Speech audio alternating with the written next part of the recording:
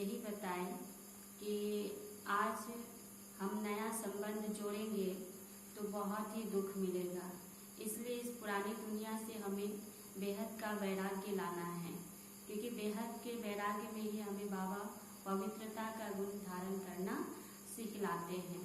तो आज विशेष बाबा का डायरेक्शन हम इस महावाक्य में ध्यान से सुनेंगे। ओम शांति। आज प्यारे बाबा का वाणी है 4/6/20 का। बाबा कहते हैं, मीठे बच्चे, अभी तुम्हें बेहद की पवित्रता को धारण करना है।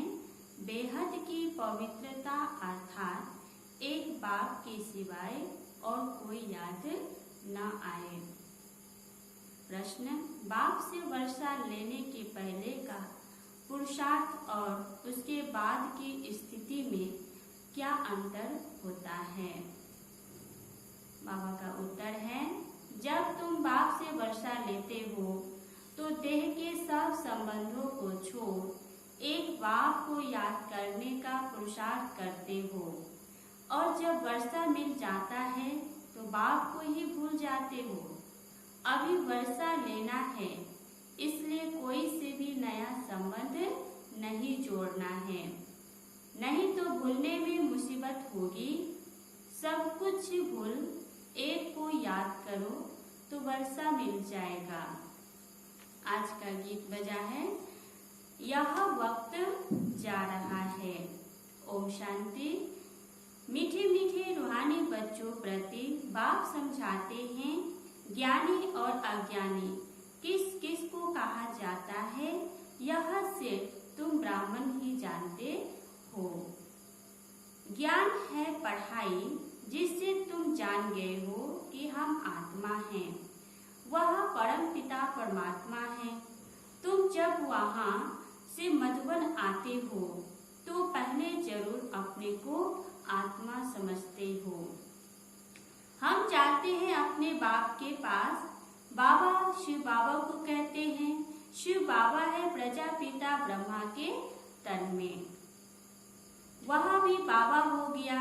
तुम घर से निकलते हो तो समझते हो हम बाप दादा के पास जाते हैं।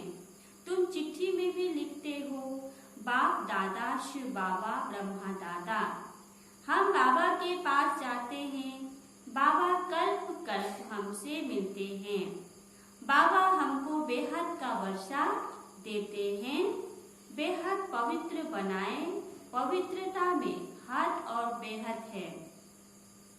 तुम पुरुषार्थ करते हो बेहद पवित्र शतो प्रधान बनने के लिए। नंबरवार तो होते ही हैं। बेहद पवित्र अर्थात सिवाय एक बेहद के बाप के और कोई की याद न आए। वह बाबा बहुत मीठा है ना। बाबा क्या है? बहुत मीठा है। ऊंच से ऊंच भगवान है और बेहद का बाप है, सभी का बाप है ना। सभी आत्माओं का क्या है? बाबा बाप है।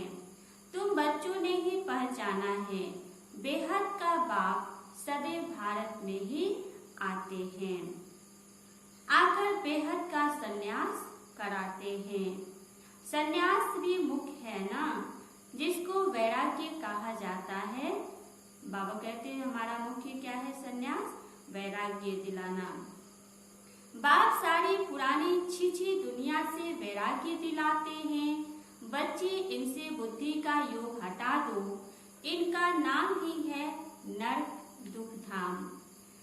खुद भी कहते रहते हैं, कोई मरता है तो कहते हैं स्वर्गवासी हुआ, तो नरक में था ना।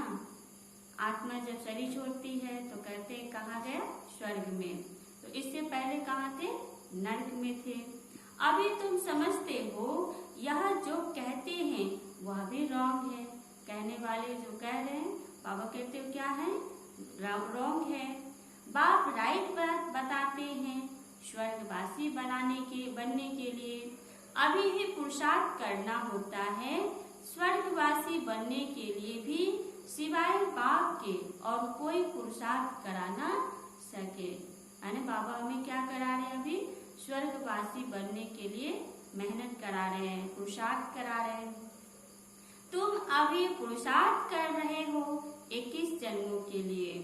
बाबा कहते हैं स्वर्गवासी बनाने वाला है बाप, उनको कहा जाता है हेवनली गॉड फादर। खुद आकर कहते हैं बच्चों, हम पहले तुमको शांति धाम में ले जाऊंगा। मालिक है ना बाबा, हम सबके क्या हैं? मालिक हैं, जो शांति धाम ले जाते हैं। शांति धाम जाकर फिर आएंगे सुख धाम में पाठ बजाने। हम शांति धाम जाएंगे तो सब धर्म वाले शांति धाम जाएंगे। इस सृष्टि में जो भी अनेक धर्म फैला हुआ है, बाबा कहते हैं सब कहाँ चले जाएंगे? शांति धाम। बुद्धि में यह सारा ड्रामा का चक्र रखना है। हम सब जाएंगे शांति धाम। फिर हम जाएंगे तो फिर बाप की याद भूल जाएगी। शांति धाम में सभी आत्माएं बैठ जाएंगे, फिर बाबा को भूल जाएंगे सभी बच्चे। अभी कोई भी नया संबंध नहीं जोड़ना है। अगर कोई भी संबंध जोड़ेंगे तो फिर उनको भूलना पड़ेगा। समझो, बच्चा व बच्ची पैदा हुए तो वो भी मुसीबत हुई, एक्स्ट्रा याद बढ़े ना। बाबा कहते हैं दुनिया में सब कुछ भूलना है। अगर हमारा संबंध बढ़ गया तो एक्स्ट्रा याद हमारा बढ़ जाती है।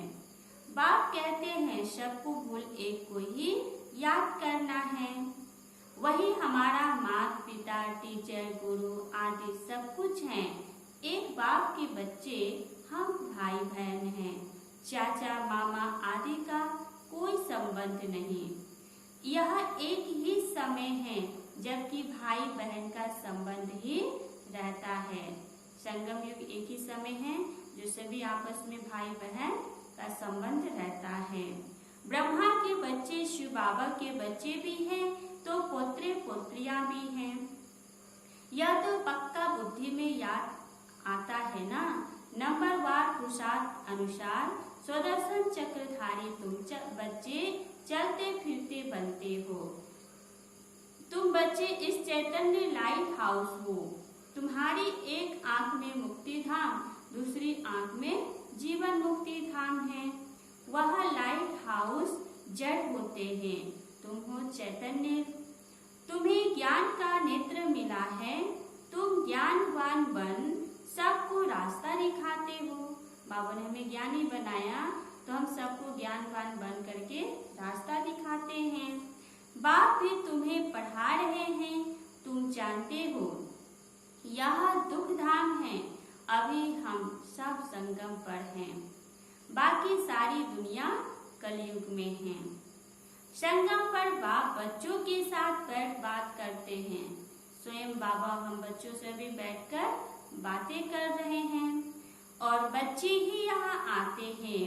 कोई कोई लिखते हैं बाबा फलाने को ले आवे, अच्छा है गुण उठाएगा, शायद तीर लग जाए तो बाबा को भी रहम पड़ता है, हो सकता है कल्याण हो जाए। बाबा के घर मधुवन लेके जाने में बच्चों को शायद तीर लग जाए तो बाबा कहते हैं हो सकता है वहां जाने के बाद कल्याण हो जाए। तुम बच्चे जानते हो यहाँ है पुरुषोत्तम संगम युग। इस समय ही तुम पुरुषोत्तम बनते हो। कलयुग में सब है कनिष्ठ पुरुष जो उत्तम पुरुष लक्ष्मी नारायण को नमन करते हैं। सतयुग में कोई भी किसको नमन नहीं करते हैं। यहाँ की यह सब बातें वहाँ होती नहीं। यह भी बाप समझाते हैं। अच्छी रीति बाप की याद में रहा सर्विस करेंगे तो आगे चल तुमको साक्षात्कार भी होते रहेंगे। बाबा की सेवा जितना करते रहेंगे तो आगे चलकर हम बच्चों को साक्षात्कार होता रहेगा।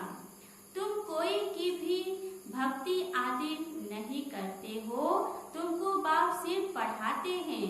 घर बैठे आप ही साक्षात्कार आदि होते रहते हैं। बहुतों को ब्रह्मा का साक्षात्कार होता है, उनके साक्षात्कार के लिए कोई पुरुषार्थ नहीं करते। बेहद का बाप इन द्वारा साक्षात्कार कराते हैं। भक्ति मार्ग में जो जिसमें जैसी भावना रखते हैं उसका साक्षात्कार होता है। अभी तुम्हारी भावना सबसे उच्च बाप में है, तो बिगड़ मेहनत बाप साक्षात्कार कराते रहते हैं। बाबा कहते हैं शुरू में कितना ध्यान में जाते थे, आप वही आपस में बैठ ध्यान में चले जाते थे। कोई भक्ति थोड़ी की, बच्चे कभी भक्ति करते हैं क्या? जैसे एक खेल हो गया था, चलो बैकुंठ चले।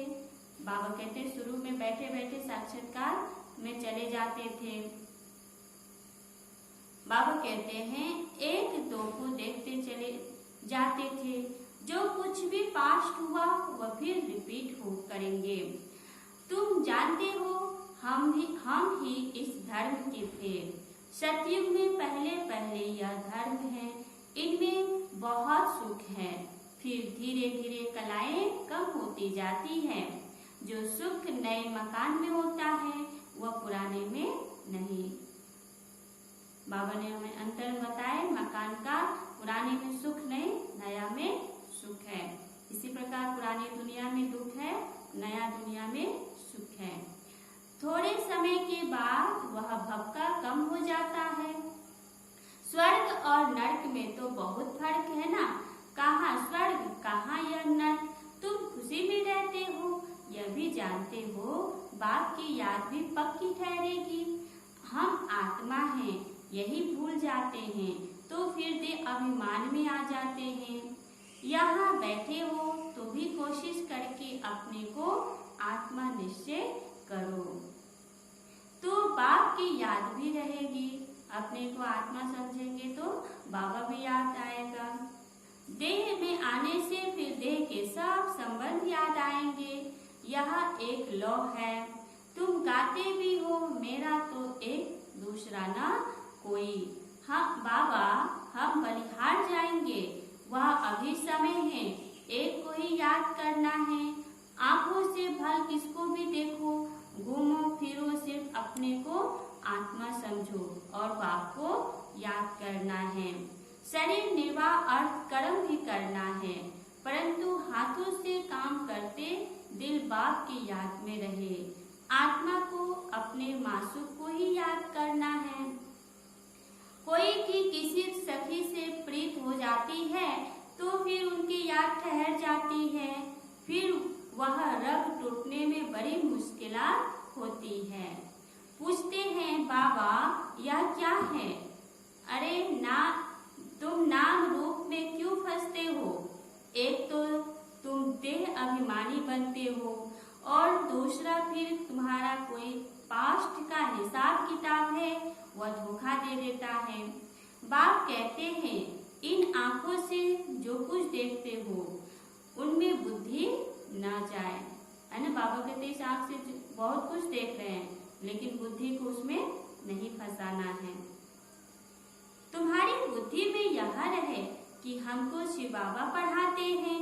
ऐसे बहुत बच्चे हैं जो यहाँ बैठे भी बाप को कभी याद नहीं करते, है ना। बाबा के पास में भी बैठ के बाबा को याद नहीं करते हैं। कई तो यहाँ बैठे भी याद में नहीं रह सकते हैं, तो अपने को देखना चाहिए हमने कितना शिव बाबा को याद किया, नहीं तो चाट में रोला पड़ जाएगा। भगवान कहते हैं मीठे बच्चों मुझे याद करो, अपने पास नोट करो, जब चाहे याद में बैठ जाओ। खाना खाकर चक्र लगाए 10-15 मिनट आकर बैठ जाओ याद में, क्योंकि यहाँ कोई गोरख धंधा तो है नहीं। बाबा कहते हैं फिर भी जो काम काज छोड़कर आए हो वह कोई की बुद्धि में आता रहता है। बड़ी जबरदस्त मंजिल है ना। बाबा कहते हैं काम छोड़कर आने के बाद बाबा की याद में बैठते हैं तो वो याद आती रहती है। बाबा कहते हैं ये मंजिल बहुत बड़ी जबरदस्त मंजिल है। तब बाबा कहते हैं अपनी जांच करो, यह तुम्हारा मोस्ट वैल्यूएबल टाइम है। भक्ति भक्ति मार्ग में तुमने कितना टाइम वेस्ट किया, अपने को भूखे रहे, पैदल खाली पैर चले, तीर्थ यात्रा किए। बाबा कहते बहुत समय अपने आप को बर्बाद किए भक्ति में, दिन प्रतिदिन गिरते ही रहते हैं। कृष्ण का दीदार हुआ, बहुत खुशी हो जाती है, मिलता तो कुछ भी नहीं। किसी देवताओं को देखकर साक्षात्कार होने के बाद खुश हो जाते हैं। बाबा कहते इससे मिलता कुछ भी नहीं। बाप का वर्षा तो एक ही बार मिलता है। अब बाप कहते हैं मेरी याद में रहो तो तुम्हारे जन्म जन्मांतर के पाप मिट जाए। स्वर्ग का पासपोर्ट उन्हीं बच्चों को मिलता है जो याद में रहा, अपने विकर्मों का विनाश कर कर्मातीत अवस्था को पाते हैं, नहीं तो बहुत सजा खानी पड़ती है। बाबा और भी राय देते हैं, अपने ताज व तख्त का फोटो अपने पैकेट में रख दो तो याद रहेगी। इनसे हम यह बनते हैं, जितना देखेंगे उतना याद करेंगे, फिर उसमें ही मोह लग जाएगा। बाबा हमें याद में अटेंशन खिंचाए कि अपना पैकेट में ताज का फोटो रख करके रख लो, तो हमेशा उसको याद करेंगे, देखेंगे तो मोह उसमें ही जाएगा। हम यहाँ बन रहे हैं, नर से नारायण चित्र देखकर खुशी रहेगी। शिव बाबा याद आएगा, यहाँ सब पुरुषार्थ की युक्तियाँ हैं। बाबा हमें भिन्न भिन्न युक्तियाँ बताते रहते हैं। कोई से भी तुम पूछो सत्य नारायण की कथा सुनने से क्या होता है, हमारा बाबा हमको सत्य नारायण की कथा सुना रहे हैं। कैसे 84 जन्म लिए हैं, वह भी हिसाब तो चाहिए ना। सब तो 84 जन्म नहीं लेंगे, दुनिया को तो कुछ भी पता नहीं है, ऐसे ही मुख से सिर्फ कह देते हैं। इसको कहा जाता है थ्योरेटिकल, यह है तुम्हारा प्रैक्टिकल। अभी जो हो रहा है उनके फिर भक्ति मार्ग में पुस्तक आदि बनेंगे।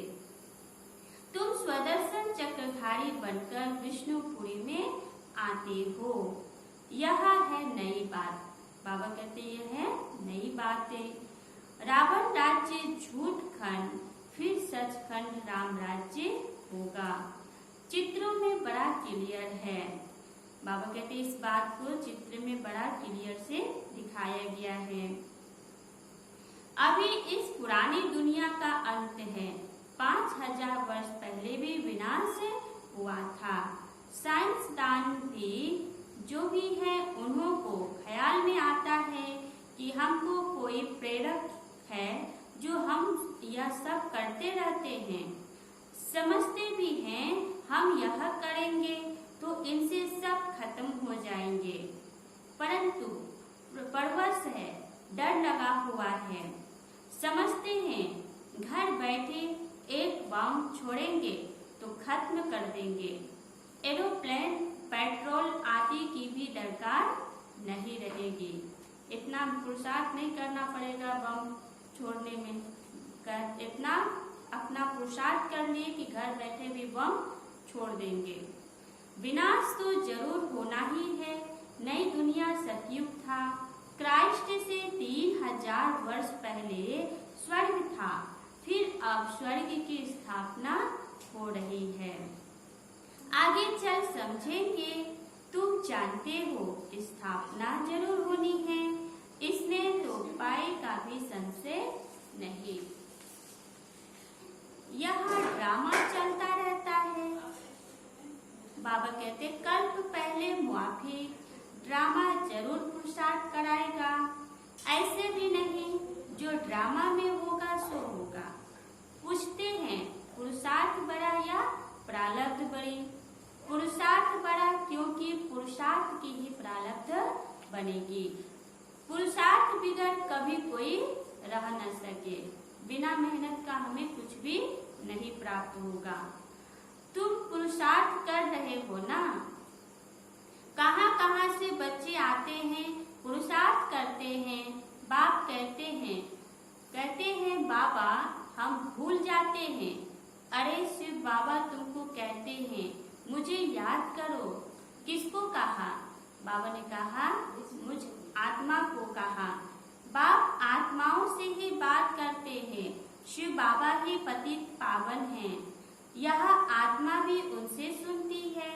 तुम बच्चों को यह पक्का निश्चय रहना चाहिए कि बेहद का बाप हमको विश्व का मालिक बनाते हैं। वह है ऊंच से ऊंच प्यारे से प्यारे बाप। भक्ति मार्ग में उनको ही याद करते हैं। गाते भी हैं तुम्हारी गतमत न्यारे। तो जरूर मत तिथि अब तुम्हारी बुद्धि में है। इतने सब मनुष्य मात्र वापस घर जाएंगे। विचार करो कितनी आत्माएं हैं। सबका सिजरा है। सब आत्माएं हैं। फिर नंबर वार जाकर बैठेगी। क्लास ट्रांसफर होता है तो नंबर वार बैठती है ना। तुम भी नंबर वार जाते हो। छोटी गिनती आत्मा नंबर वार जाकर बैठेगी। फिर नंबर वार आएगी पाठ में। यह है रुद्रमाला। बाप कहते हैं इतने करोड़ आत्माओं की मेरी माला है। ऊपर में मैं फूल हूँ। फिर पाठ बजाने के लिए सब यहाँ ही आए हैं। यह ड्रामा बना हुआ है। कहा भी जाता है बना बनाया ड्रामा है। कैसे यह ड्रामा चलता है सो तुम जानते हो। सबको यही बताओ कि अपने को आत्मा समझ बाप को याद करो तो तुम्हारे विकर्म विनाश होंगे। फिर तुम चले जाएंगे। यह मेहनत है। सबको रास्ता बताना है। तुम्हारा फर्ज है। तुम कोई देहधारी में नहीं फंसाते हो।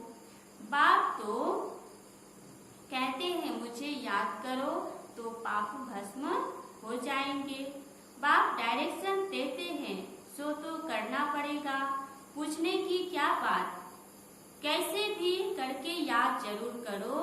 इसमें बाबा क्या कृपा करेंगे। याद तुमको करना है। वर्षा तुमको लेना है। बाप स्वर्ग का रचयिता है तो जरूर स्वर्ग का वर्षा मिलेगा। अभी तुम जानते हो यह झाड़ पुराना हो गया है। इसलिए इस पुरानी दुनिया से वैराग्य है। इनको कहा जाता है बेहद का वैराग्य। वह हठ योगियों का है हद का वैराग्य। यह बेहद का वैराग्य सिखला न सके। बेहद के वैराग्य वाले फिर हद का कैसे सिखलाएंगे। अब बाप कहते हैं शिकिलने बच्चे